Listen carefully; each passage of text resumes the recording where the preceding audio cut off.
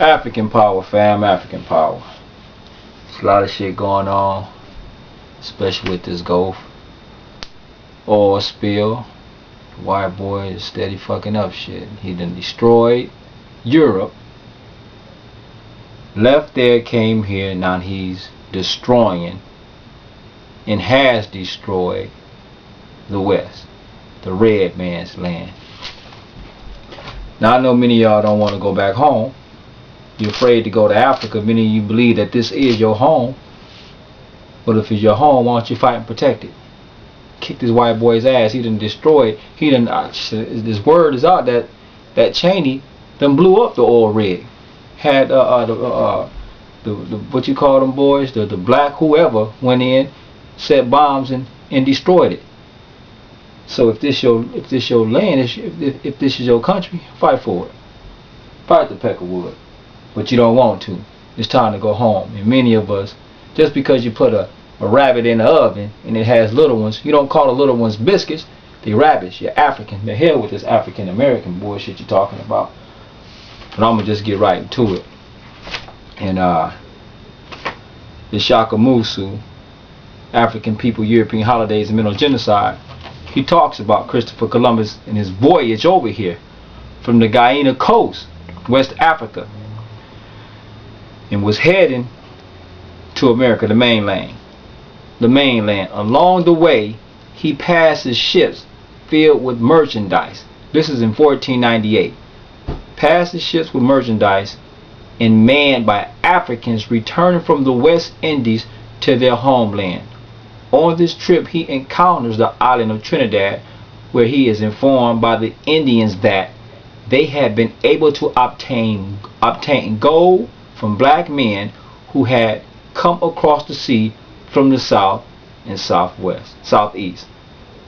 Now, Christopher Columbus, or Cristobal Colon,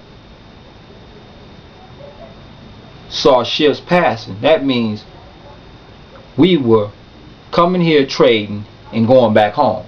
So it's time for us to go back home. Why should we go back home? The hell does America have, or does Europe, for that fact, have to offer Africans? What did they have to offer the red man? The red man was living fine till that Peckerwood came. I mean, you can go right into your regular old elementary book or high school book or middle school book. Once you look in Africa, Africa is pretty self-sustained. Don't need nobody. I mean, you look, South Africa, you got coal, you got gold, plenty of gold. You got forestry, iron ore.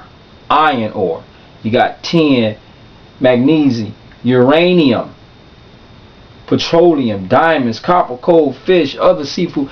Plenty of food, plenty of resources. All the mineral resources. Africa is a breadbasket to the world. Africa don't need nobody. The whole world needs Africa. And you don't want to go back home. Malcolm X said that once we realized that once Africans started hating Africans, we realized we hated ourselves.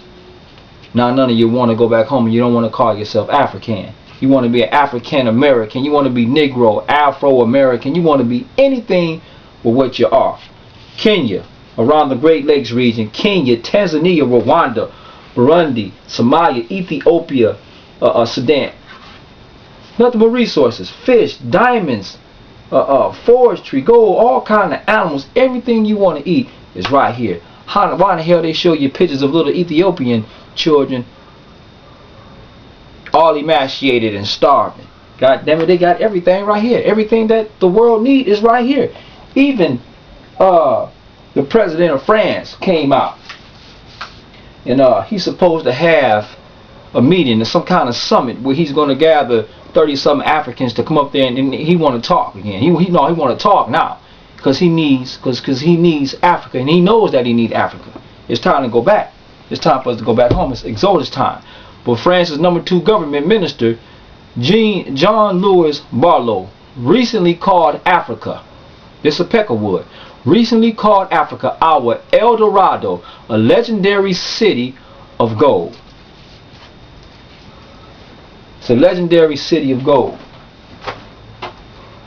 Listen, what did the Peckerwood have to offer us? You know what I'm saying? He come down and grabs all the natural resources, right? Grabs all the natural resources, and what did he have to trade for us? All the motherfucker gave us was guns and ammunition. Just to prove that, we can go to the real facts about Ethiopia about J.A. Rogers. This book is only 30 pages and got lots of pictures, so I suggest you to grab it. Plenty of pictures, so give you a lot to look at. You ain't got to do too much reading. But in this book here,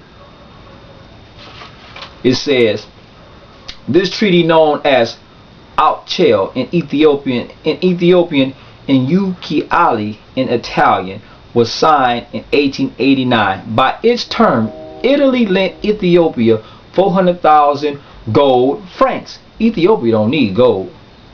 It's got plenty of gold there.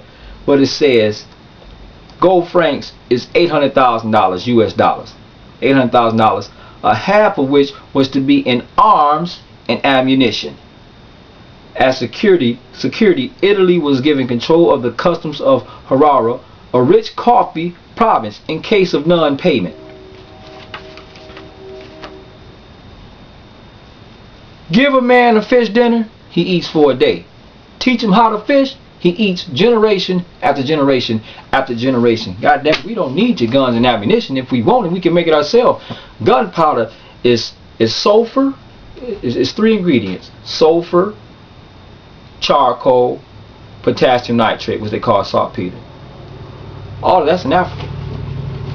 Dr. Ben told us in his book, he points out that there was a 43,000-year-old iron mine found in Swaziland, Africa. And it was radiocarbon dated around 43,000 years old. You can make your own guns, right?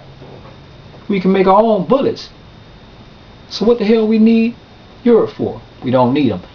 We can go to Africa. Africa got 1 billion people. In Africa, outside Africa, there's about 2 billion of Africans. We can go there, shut off the borders, and starve the whole world out, right? And that's what we need to do. We need to go back home.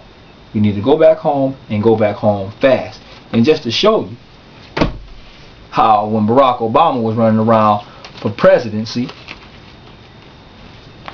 he went down to Kenya to see his grandmama, right? And he had to get up out of there because of all the fighting that was going on. That's in 2008. Now here, the fighting that he was talking about, this was Wednesday, May 2008. Strife rocks Kenya. A police officer attempts to secure an area today in the Mathare slum of Nairobi, Kenya, the scene of post-election violence, right? So he had to get out because it was so much violence there. But a couple of months before that was Valentine's Day, right? These beasts sins. I'm gonna read the article for you. Here's a brother picking roses. Picking roses for what? For Valentine's Day. Who's Valentine's Day? It definitely wasn't Valentine's Day for the Kenyans. Watch Sarah Suit Sedis make another white man, and he'll show you what this European holiday was all about. But it says, Kenya's budding war of the roses. Working amid violence, nation tends Valentine's Day. It definitely wasn't for them. It's for them Peckerwoods up north. Navasha, Kenya. Armed escorts and emergency airlifts were making sure that Kenya's most warm-hearted export, the rose, arrived in time for Valentine's Day. Kenyan flowers, mostly roses, account for a quarter of Europe's cut flower imports. Kenya growers have been pushing to keep exports up for the holiday despite weeks of ethnic violence in this East African country that has left more than 1,000 people dead. Now, Barack Obama pulled out of Kenya when he was visiting his grandmama. But these suckers sent in armed men, fighter jets, Black Hawks, just to get a bundle of fucking roses. Go to Europe. Go to Europe and get these roses. They can't. They need Africa. I just showed you where the Peckerwood said that Africa is what? The legendary city of gold. Listen, man, it's time to go home. It's time to go home and lock it down. Africans for Africa. And as the great general said, arm yourself with knowledge. Bang on this wicked ass beast daily. Liberation through education. This Exodus Time family. African power.